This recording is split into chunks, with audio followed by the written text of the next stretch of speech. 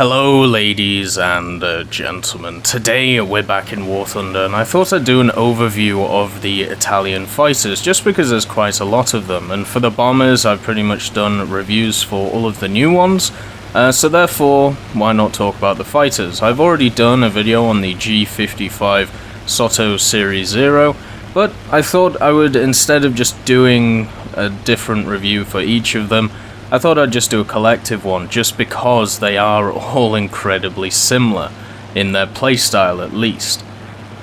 So when the Italian fighters came out, what I was basically looking for when I saw the list was something very comparable to the C202 Folgore, or the MC202 Folgore, depending on when you started playing the game. And, well, that's exactly what I got. A lot of these fighters have basically exactly the same playstyle, but with differing engine power, that's about it. With a lot of these fighters, the way I play them is getting up to about 4,000, 5,000, generally the higher BR, generally around 5,000, the lower the BR 4,000, and then from there you can energy fight for a little bit, and then use your superior turn to be able to fight the enemy, if you are actually against enemy energy fighters. If I was going to say they were comparable to anything in the game, I would probably compare them to the BF109 line. The BF109, as you go up the line, you find out that the lower fighters, such as the BF109 E1, E3, B1, the F series of fighters, and even the Gs, are incredibly maneuverable, even though they're also very good at energy fighting. Whereas after you get past the G2 Trop and move on to the G6, G14, G10, K4, you realize that there is a sufficiency issue. The power isn't there to be comparable against the British and American fighters you start facing. Against the Russians, you still are completely fine, but at those higher tiers, when you start getting some very powerful aircraft from Britain, in the form of the Tempest Mark V or the Griffin Spitfires, for the Americans, the P-47N and the, well, not so much the P-51s, but the P-38s, the J and the L, you start realizing that you cannot keep fighting them in an energy fighting way, so therefore they kind of just fall apart because you've already lost that. So then you have to rely on your turning, but because of the fact that they have larger engines, now that they're heavier with no real difference in what the model is, what I mean by that is, you know, you don't have larger wings or you don't have a lighter airframe, you can't turn as well. You may also take gun pods, meaning that you can't turn as well, so therefore you start losing out in that battle as well. And that's exactly the same as these Italian aircraft, apart from on most of them you don't actually have the option to take off the gun pods. Now obviously on the BF109 G14AS you do get gun pods. It's one of the only fighters in the Italian tree where you are able to get gun pods, which is very nice. But overall, you have fixed guns. So you have either these 20mm which are sat on the wings, or you have everything nose-mounted. Now the nose-mounted guns on such stuff as the G55 Soto Series 0, or the C205 Series 1, or the C205 Series 3 are wonderful. Because you don't have to worry about convergence or anything like that. It does help slightly to get the convergence sorted, but it's nothing like having them on the wings, because then obviously convergence becomes a big issue. Now as you move into these higher fighters, when we look at the C205, the BF109 if you decide to get gun pods, the G56, what happens is you start having to worry about convergence, but that's okay, because you still have those center-mounted guns which will do a lot of damage, generally two 12.7 Breda Safats and a 20mm in the nose. So where does the issue arise with these Italian fighters? It is the fact that at higher tiers in this game, what conquers are planes which are good at energy fighting, especially in that tier 4 era. What I'm talking about once again is the Griffin Spits, the late tier Americans. If you fly them in an energy fighting way, then you should never ever lose a battle as long as your team decides that it wants to as well. which is why, in my opinion, we don't have a 5.7 or a 6.0 Italian fighter. Because if we did, then it would just get absolutely smashed by all of the British and American ones. The only fighter that I can think they could put into the game which may be able to stand up to them is a plane called the Reggiani RE2005, I believe it is, which was kind of a prototype aircraft, which was seen as an amazing aircraft, but unfortunately because of the way that the war went, they didn't have enough resources or enough time to develop it before Italy surrendered to the Allies. So, even though you have this decent ability at energy fighting and decent ability at turn fighting, that means you are kind of left out in Tier 4. It means that you're going to struggle against stuff which are pure energy fighters, so therefore you have to catch them before they gain altitude. Now, because of the way that realistic battles works, that's kind of hard to do, especially against P-47Ns, which for some reason get an air spawn still. Please put them on the damn airfield. But in Tier 2 and Tier 3, where you will find the majority of these fighters, 5 of them in total, 6, including the 2 C205s, the Series 1 and the Series 3, they are amazing.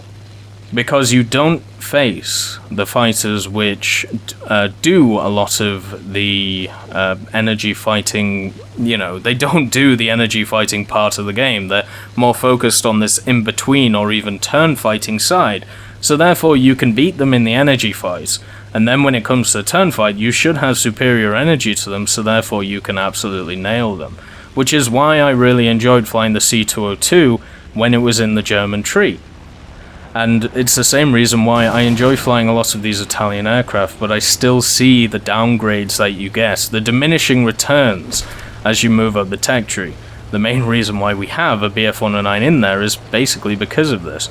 Now, when it comes to firepower, I think overall the firepower is very good on these aircraft. Since they changed how the Breda Safats worked a while back, the 12.7s, which are pretty much present on every one of these vehicles, the Breda Safat does good damage, and also because of its universal round, the air targets round, which is API-T, API-IAA, and if you want to change it, you take the tracers, which is API-T, you generally set everything on fire, or at least do critical damage on one pass, which is wonderful.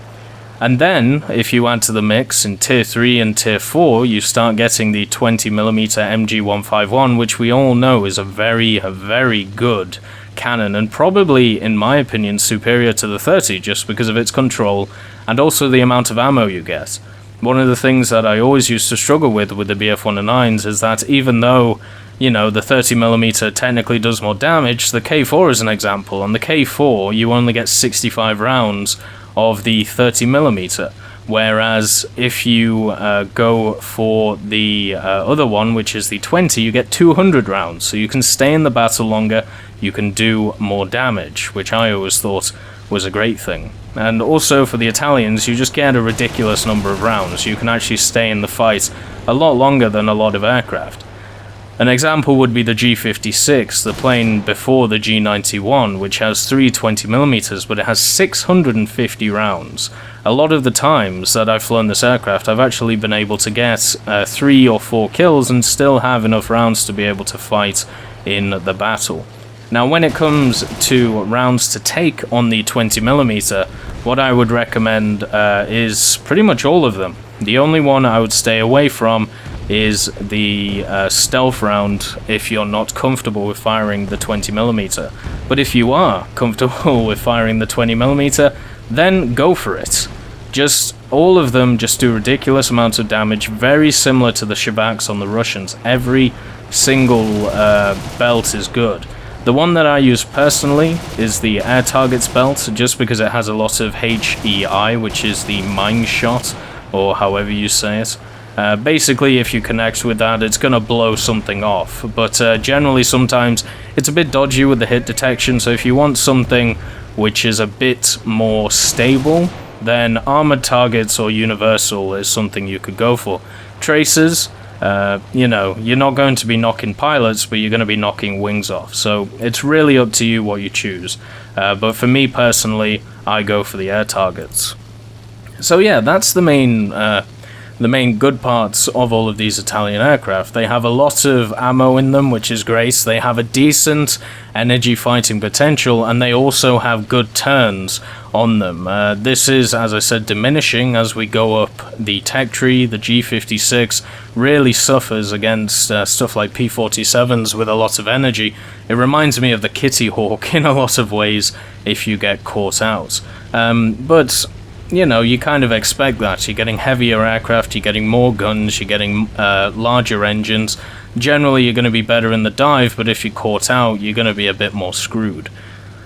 But overall, I've enjoyed flying them, and I will enjoy flying the G91 when I get it. So I'm about 80,000 RP off, which is, you know, not too far, which is nice. And another thing to take into account with a lot of these aircraft as well is that modifications make quite a large difference.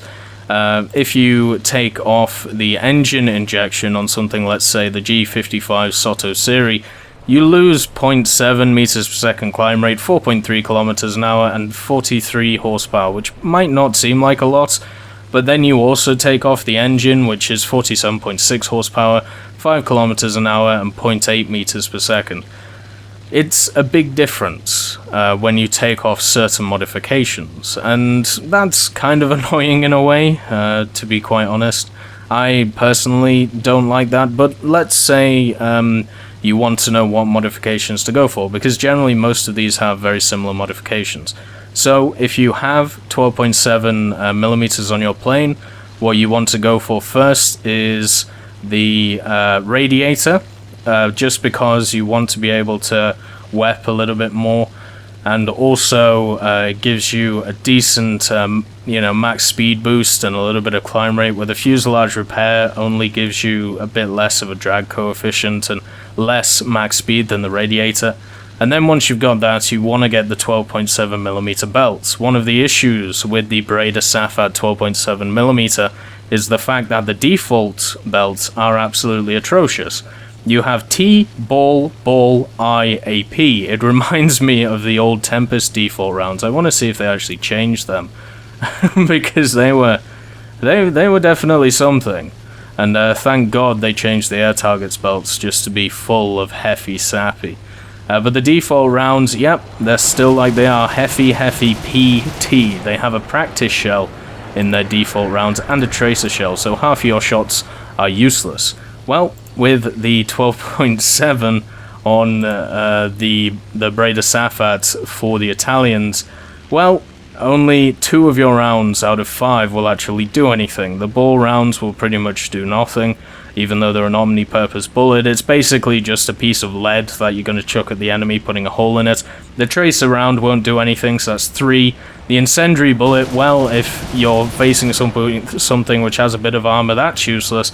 And then you have an AP round, which is basically the same as the ball, so yeah, it's not great. So that would be the second upgrade to go for. When it comes to the second tier of modifications, also on fighters, you generally shouldn't get the ability to get bombs on these aircraft until the last modifications that you want to get, just because 50 kilo bombs and 100 kilo bombs, you're going to knock out maybe 1 tank, and that's really about it, so it's not worth it, to be quite honest. So the second round, the 2 modifications I would personally go for is the compressor and the airframe. They actually do make quite a large difference when it comes to your performance. They also, with the airframe, it adds a lot of ability to take shots, and especially in the the higher tier aircraft, such as the tier 4 ones, you're going to start running into planes which have either a lot of Hispanos, or they have a lot of Browning 50 cals, which are going to do a lot of damage to you if you get your guns on. So 10% overall construction strength can do a lot for you. So compressor, airframe, and then moving on, you take the engine upgrade, and the wings repair. You don't worry really about the offensive 20mm. As I said before, all of the rounds for the 20mm are good, so it generally doesn't matter if you get that upgrade. Moving on, you take the engine injection and the cover, which means that you only have one Tier 4 modification left, and that is the new 20mm cannons, but you have to get the offensive 20mm first, but those are basically what you should go for. So apart from the offensive 12mm belt, you should focus on performance upgrades first, instead of looking at improving your guns or anything like that, or putting in bombs. That would be my recommendation for these aircraft. Once you are behind an enemy, or once you are in a position to kill an enemy, you are in, you know, if you're in that position, you're going to nail the target with all of the firepower that you've got. And if you don't, well, you have the rounds to back it up if you want to take another pass at the enemy. But putting yourself in that position first is the thing that you should focus on. Now, one thing which I am actually looking forward to, which I don't know yet, is how hard I can actually pull these planes. The Italian tech tree being so new, obviously my G tolerance for my pilots is only about 2.5 right now, which is about half of what it could be. So it's going to be interesting once I increase all of the skills so they're all full like all of the rest of my planes, but generally it seems you can pull pretty hard in these aircraft. One of the great things about the C202 back in the day is you could go 750, 800 and be able to pull out of it quite easily. With all of these other Italian aircraft, it seems very similar. That seems to be what you can do, but obviously I need to increase my cruise to see how hard I can pull out of them, see how strong the elevator is. So yeah, that's my basic thoughts on a lot of these aircraft. They are very similar, going up. The only one which I suppose is slightly different to the rest is the C205 Series 1, just because it doesn't get 20mm, but that doesn't mean that you can't do well in it. Two 12.7s and two 7.7s at 3.3 is still enough to take out most aircraft, and also you get 1800 rounds, which, you know, should be enough to basically kill everything. But I've enjoyed my time in the Italians. I'm still waiting to see how they bridge the gap between the 5.3 and 8.0 though. That's really going to be interesting, because the two planes that they've announced, I believe, are the RE2001 and the 2000 or the 2002. If you look at the release tree, you'll see them in the upcoming, and those fighters are going to be either Tier 3 or probably Tier 2.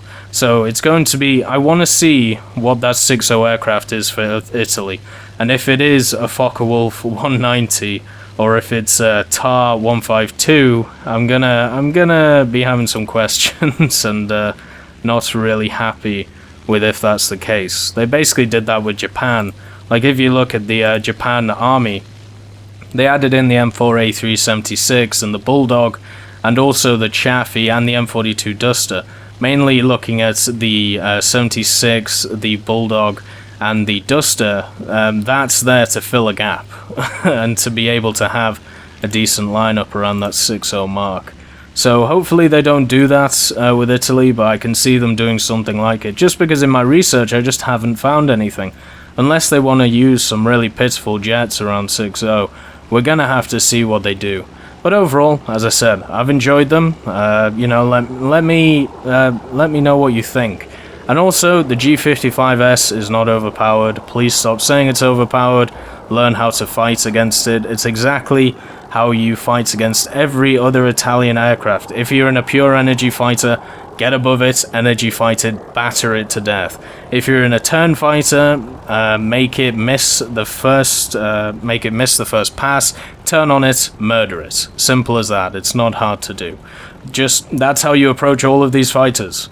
That's it. They're not pure energy fighters, they're not pure turn fighters, they're in the middle. So if you are in something which is an energy fighter, then attack it in an energy fight and smash it, because it will just run out of speed.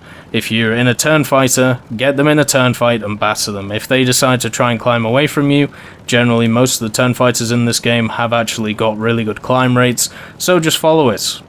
You might not be able to catch it, but follow it and hopefully your team will come and help you out. But anyway, I hope you all have a wonderful day, and I'll see you next time.